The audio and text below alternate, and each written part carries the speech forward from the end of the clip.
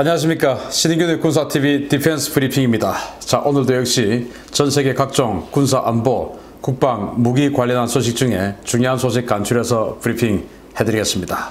첫 번째 소식입니다. 한때 전 세계를 주름잡았던 대영 제국이 조만간 단 한 대의 전차도 없는 군대가 될 날이 올지도 모르겠습니다. 영국이 현재 운용 중인 모든 전차와 보병 전투장갑차를 전량 폐기하는 방안을 검토 중이라는 소식입니다. 영국 정부가 현재 운용 중인 챌린저2 전차와 워리어 보병 전투차 전량을 폐기하는 방안을 검토 중이며, 이로 인해 전차 종주국 영국에서 모든 전차가 사라질 위기에 처해 있다고 데일리 메일이 현지 시각 25일 보도했습니다. 영국은 현재 227대의 챌린저2 전차와 400대의 워리어 보병 전투차를 운용 중인데요. 현재 영국은 약 580여 대의 에이젝스 다목적 장갑차와 520여 대의 복서 장갑차 도입을 확정지은 것 이외에는 챌린저와 워리어에 대한 후계 차종 사업은 진행하지 않고 있습니다. 영국 정부가 전차와 보병 전투차 전량을 폐기하는 방안을 추진 중인 것은 보리스 존슨 내각의 영국군 현대화 및 구조개혁 프로그램 때문인데요. 현재 영국 정부는 비용 절감과 군사력 현대화를 위해 해공군 역량에 집중하면서 지상군을 대폭 축소하는 방안을 진지하게 검토하고 있는 것으로 알려졌습니다. 실제로 영국 정부는 최근 나토 회의에서 자국군이 중장갑 전력을 포기할 것이며 대신 항공과 사이버전 역량에 집중할 것이라는 의사를 통보한 것으로 전해져서 이번 전차 및 보병 전투차 전량 폐기 소식은 예견된 수순이라는 평가입니다. 이번 검토에서 오는 11월 총리 주관의 내각회의에서 집행 여부가 최종 결정될 예정인데요. 전차 종주국 영국에서 정말 전차가 사라지게 될지 관심이 쏠리고 있습니다. 야, 챌린저2 전차, 여기 쫙 한 개 소대가 사막을 이렇게 기동하고 있는 모습 참 멋진데요. 전차는 뭐 실제 이 야외에 나가서 보면 정말 멋집니다. 이 전차 소대, 또 소대 세대 아닙니까? 우리나라 같은 경우에 이제 중대, 열대죠.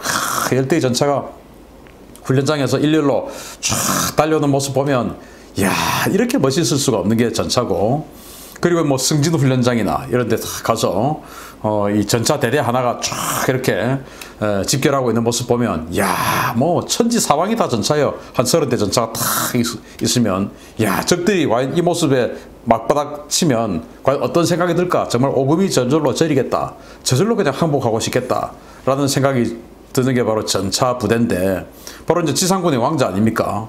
그런데 영국이 이 지상군의 왕자 전차를 없애겠다 이거예요. 그리고 워리어 보병 전투 장갑차도 없애겠다 이겁니다. 좀 황당하죠. 영국은 전차를 가장 먼저 최초로 만든 나라가 영국입니다. 바로 마크 1 전차죠. 2차 대전 때 사용했던 전차고, 이제 이렇게 포탑형으로 생긴 이런 전차는 프랑스 르노가 가장 먼저 만들었는데, 어쨌든 전차라는 건 영국이 가장 먼저 만들었어요.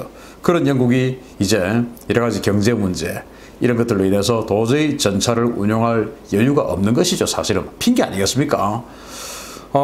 참 안타깝습니다. 그래서 정말 수백 년 동안 전 세계를 지배해 왔다가 그 지배해 왔던 그 돈으로 부를 누려왔다가 그 식민지들이 모두 독립하고 나니까 이제 도저히 뭐 경제력으로 버틸 수 없는 이런 나라가 되었고, 이제 섬나라니까 이제 지상전 안 하겠다 이거죠. 걸프전이나 이라크전, 아프가니스탄전 이런 데 보면 미군과 같이 가장 많은 이 지상병력을 투입해서 항상 미군처럼 직접 적들과 싸웠던 게 영국군인데, 이제 그것도 안 하겠다는 것이죠. 그래서 나토에다가 공식 통보했다는 거 아니겠습니까? 앞으로 영국은 나토에서 지상 이 기갑 장비는 포기하고 그냥 항공력으로 서비스하겠다. 그리고 사이버전에 집중하겠다라고 한 거예요. 반면에 이제 독일과 프랑스는 지금 같이 차세대 전차 개발을 하고 있는 중이죠. 그래서 독일과 프랑스는 러시아와 이렇게 땅을 같이 사용하고 있기 때문에 전차를 포기할 수 없는 나라인데, 영국은 뭐 침략 안 할 것 같으면은, 또 원정 침략 안 할 것 같으면 전차가 왜 필요하냐, 이제 이거 현실적인 그런 판단을 한 것이고, 그래서 지금 영국은 에이젝스라고 하는 40mm 기관포가 달린 정찰 장갑차, 이걸 이제 도입을 하는데, 여기에는 뒤에 제대로 된 보병 전투 장갑차는 아니고 아주 조그만 공간이 있어가지고 최대 4명의 보병을 태울 수 있는 정찰 장갑차, 이거 이제 580대 그걸로 이제 뭐 혹시 원정 작전하면 그걸로 전투하겠다 이거죠. 여기다가 제벌린 미사일 달아서 전차전 대전차전 하고 적 장갑차하고는 40mm 기관포 가지고 교전하고 뭐 이렇게 하겠다. 그리고 이제 독일에서 박서 장갑차 사서 고병 수송용으로 쓰겠다. 뭐 어차피 병력도 얼마 안 되니까. 뭐 그렇다고 항공력은 또 집중하나? 그것도 아니죠. F-35 138대 살려고 했다가 48대에서 그만두고 90대에는 포기하자. 이제 이런 이야기가 나오고 있고, 그 90대 그 비용으로 나중에 6세대 전투기인 템페스트 여기에 집중하자. 이런 이야기가 나오니까 영국은 정말 이제 군사력은 뭐 조만간에 우리 대한민국에도 훨씬 못 미치는 그런 영국이 되겠습니다. 참 뭐 우리하고는 딱히 나쁜 사이가 아니기 때문에 어쨌든 이런 영국의 군사력이 이 정도로 쪼그라드는 거 보니까 좀 씁쓸하네요. 우리는 계속 좀 잘 됐으면 좋겠습니다. 두 번째 소식입니다. 미군과 러시아군이 시리아 북부에서 충돌했으며 이로 인해 미군 부상자가 발생했다는 소식입니다. 이번 사건은 명백한 러시아의 공격이어서 향후 미러 관계가 크게 악화될 것으로 보입니다. 미군과 러시아군, 시리아군과 쿠르드 무장 세력이 뒤섞여 있는 시리아 북부 알-하사카 지역 유전 인근에서 러시아 장갑차가 미군 장갑차를 공격했으며 이로 인해 4명의 중상자가 발생했다고 디펜스 블로그가 현지 시각 26일 보도했습니다. 사건은 24일 아침에 일어났습니다. 미군은 알-하사카 유전이 러시아군 또는 이 일대의 극단주의 무장단체에 넘어가는 것을 막기 위해서 그린베레 병력과 MRAP, MLAP 장갑 차량을 동원해서 유전지대 경계 작전을 수행하고 있었습니다. 이때 러시아는 밀-35 공격 헬기와 밀-8 기동 헬기의 공중 엄호 속에 BTR-82 장갑차와 타이푼 K 장갑 트럭으로 구성된 부대를 알-하사카 유전지대로 투입했고, 미군 MLAP 차량이 러시아군 행렬의 진로를 가로막자 러시아군은 미군 장갑차를 바로 들이받아서 공격했습니다. BTR-82 장갑차는 갑자기 속도를 올려 미군 MLAP 장갑차를 측후방에서 들이받았는데요.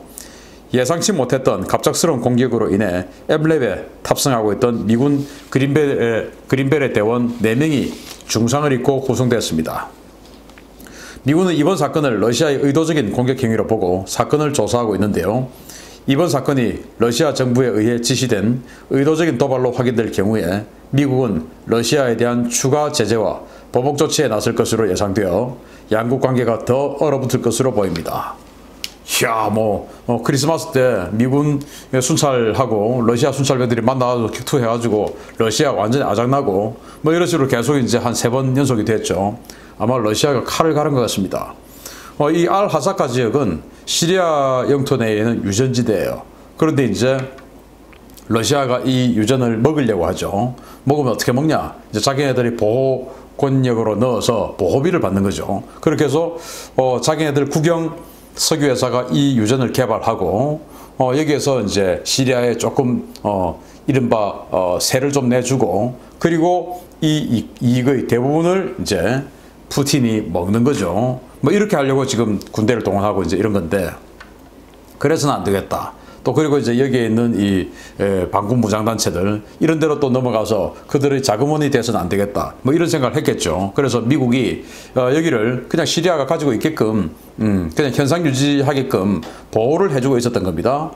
지금 동영상을 보니까 이날도 미군 MLAP 장갑차 2대가 여기 이제 나가 있었는데 뭐 MLAP 장갑차는 아시다시피 미국의 그 지뢰방어 장갑차 중에서 가장 작은 거예요. 그래서 2대가 있는데 러시아군이 공격 헬기 그리고 밀-8 무장 헬기 이런 것들 2대를 딱 동원해서 하늘에서 엄호를 하고, 그리고 BTR-82 8륜형 차륜형 장갑차 앞세우고 해가지고 확 몰려오는 겁니다. 그래서 MLAP이 이제 막아서니까 이걸 바로 들이받아버리고, 들이받은 상태에서 계속 밀고 가요. 야, 여기 타고 있었던 그린베레 대원들 얼마나 그냥 뭐 정말 어마어마한 공포를 느꼈겠죠.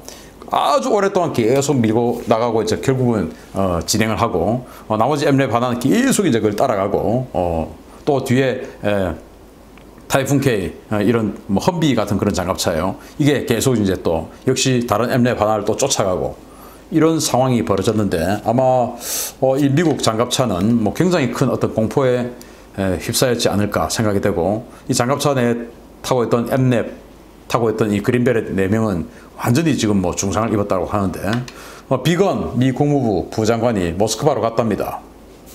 그래서 이 문제와 즉 벨라루스 문제에 대해서 어필하고 뭐 이렇게 했다고 하는데 아마도 미국이 여기에서 가만히 있지 않겠죠.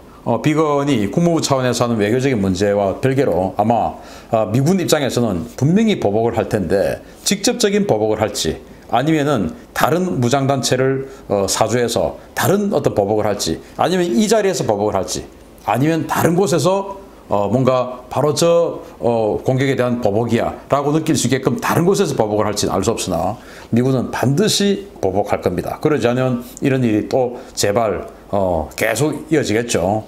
바로 이런 일이 있으면 바로 응징을 해야 두 번 다시 이런 일이 안 생기겠죠. 미국의 어떤 응징 보복이 있을지 기대해보고 그린벨의 대원 무사하기를 기대합니다. 세 번째 소식입니다. SF 영화 속에서나 나오던 공중항공모함 실현을 위한 미국의 실험이 빠른 진척을 보이고 있다는 소식입니다. 미 국방부가 최근 X-61A 그램린으로 명명된 무인기의 공중 이탈과 비행 실험에 성공했습니다. 미 국방부 산하의 고등방위연구계획국이 지난달에 유타주의 사막에서 X-61A 그램린 2호기의 비행 실험을 실시했으며 모든 데이터가 성공적으로 검증되었다고 현지 시각 25일 디펜스 블로그가 보도했습니다. 이번 실험은 올해 말로 예정되어 있는 공중 회수 테스트를 준비하기 위한 예비 실험 성격으로 진행되었으며 항공기에서 무인기를 발사한 뒤에 무인기가 임무를 마치고 다시 항공기로 복귀해서 재수납되는 예비 절차를 테스트했습니다. C-130에서 발사된 그램린은 발사 후 2시간 12분 동안 C-130과 함께 편대 비행을 실시했는데요. 비행이 실시되는 과정에서 C-130은 여러 차례 공중 회수 장치와 도킹 시스템을 성공적으로 테스트하며 데이터를 축적했습니다. 이번에 발사된 그램린은 C-130 모기로 회수되지는 않았고 낙하산을 이용해 지상에서 회수됐는데요. 미국은 올 연말에는 C-130에서 그램린을 발사하고 다시 C-130에서 그램린을 회수하는 테스트를 진행할 계획입니다. 미국은 그램린 프로그램을 이용해 개발된 기술을 적용해서 폭격기 등 다양한 플랫폼을 공중항공모함으로 탈바꿈시킬 계획인데요. 어쩌면 B-52 같은 대형 폭격기들이 소형 무인 전투기를 다수 탑재하고 전장을 누비는 모습을 보게 될지도 모르겠습니다. 자, 이겁니다. 여기 이제 이렇게 무슨 뭐 폭탄 또는 미사일처럼 생긴 이게 이제 그램린 X-61이고 이걸 지금 C-130에 후방에 이제 이 로봇팔이 있죠. 로봇팔에서 이렇게 내려주면은 이제 탁 벌림과 동시에 분리된과 동시에 이제 발진을 하는 것이죠. 이렇게 해가지고 이번에는 유타주의 상공을 계속 돌면서 한 2시간 동안 이 C-130하고 편대 비행을 하면서 다시 들어와서 로봇팔에 도킹을 하는 도킹 하진 않고 도킹 하려고까지 하고 다시 갔다가 다시 오고 이제 이런 테스트를 여러 번 하고 올 연말에는 이제 진짜로 도킹해서 회수하는 여기까지 테스트를 하겠다는 거예요. 자, 그렇게 하면 C-130 같은 경우에 내부 체적이 굉장히 크거든요. 장갑차를 실을 수 있게끔 설계가 됐기 때문에 그럼 C-130 같은 수송기도 이런 그 무인 전투기의 플랫폼이 될 수가 있고 또 앞으로 이제 미국이 대규모로 개발을 생산을 하게 될 B-21 스텔스 폭격기 그거 같은 경우도 편대 비행을 해서 하나는 지상 폭격을 하는 그 무장을 탑재를 하고 근데 B-22 가려면은 전투기들이 엄호를 해야 되는데 적진 깊숙이 가면은 전투기들이 항속거리가 딸리기 때문에 엄호하러 끝까지 들어갈 수가 없잖아요. 그러면은 이제 나머지 또 B-21이 이 그램린 같은 이런 무인 전투기를 한 2대, 3대 탑재를 딱 한 상태에서 쑥 들어가가지고 이제 적의 방공 요격기들이 온다 싶으면 분리를 시켜서 무인 전투를 시키고 그리고 이제 한쪽에서는 폭격을 하고 그리고 돌아오면서 다시 도킹하고 돌아오고 이런 작전도 미국이 할 수 있겠다라는 생각이 되고요. 이야, 참. 그러면은 이제 수송기만 하나 나타나도 이 수송기 안에 뭐가 탑재되어 있을지 그냥 사람이 타고 있을지 물자가 탑재되어 있을지 아니면은 이런 무인 전투기가 탑재되어 있을지 알 수가 없으니까 뭐든지 이제 이 미군기들이 덩치 큰 거 나타나면 이 무인 전투기 들어있을까봐 쫄아야 되는 그런 상황이 될지도 모르겠습니다. 이야, 뭐 이런 거 하면 우리나라도 C-130 수송기 많이 있으니까 이렇게 됐으면 좋겠네요. 아무튼 미국의 군사기술 정말 대단하게 앞서가는 것 같습니다. 마치겠습니다. 감사합니다.